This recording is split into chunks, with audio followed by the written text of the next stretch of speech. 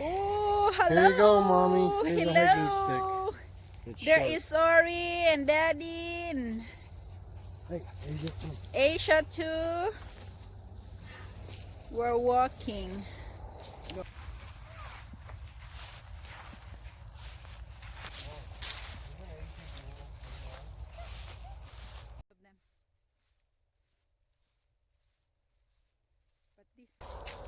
Likod sa bahay sa fish pond ug dares ka kahuyan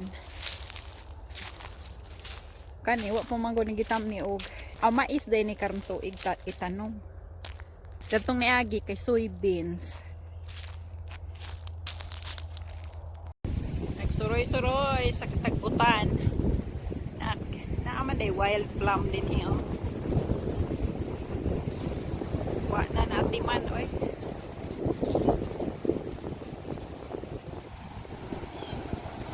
Sa una, ginahimuan na mag-trail para mag-drive-drive din sa kakahuyan. Oh, that's over there.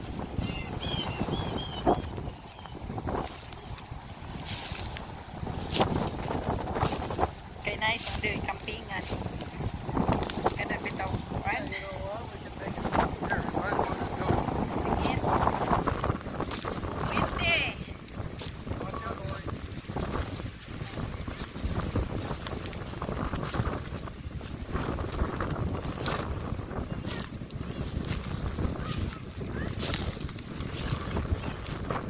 Yeah, this area here is a trail before. Yeah,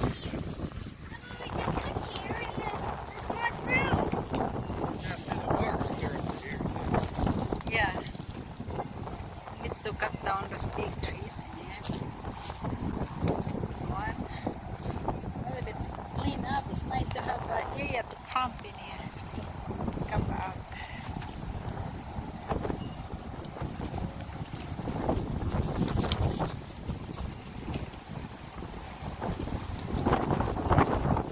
Of course, if you want to make this pond bigger, you just put an extension on that overflow and then build up that other end over there. Yeah. Okay. So what we're doing today, hopefully not the whole day because last night we worked in this one hole in here.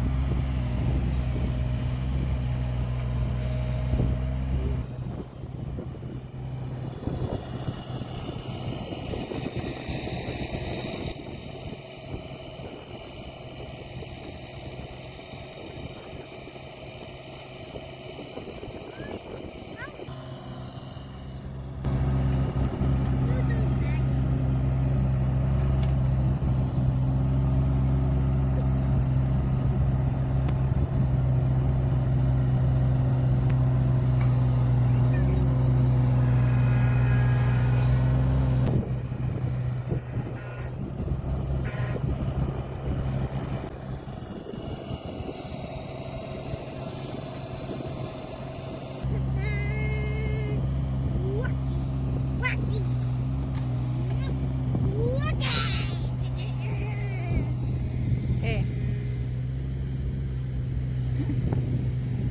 Taga-dig.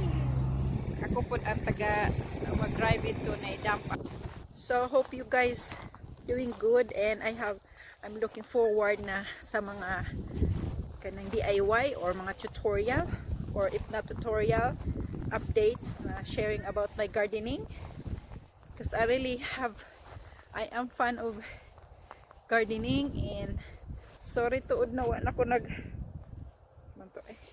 sorry tuod na wala na ko nag-visit sa inyo mga vlogs kay na-busy ko besides kanang daghan pa kong trabahoon din unya Ori I don't wanna go there anymore kay tugnaw.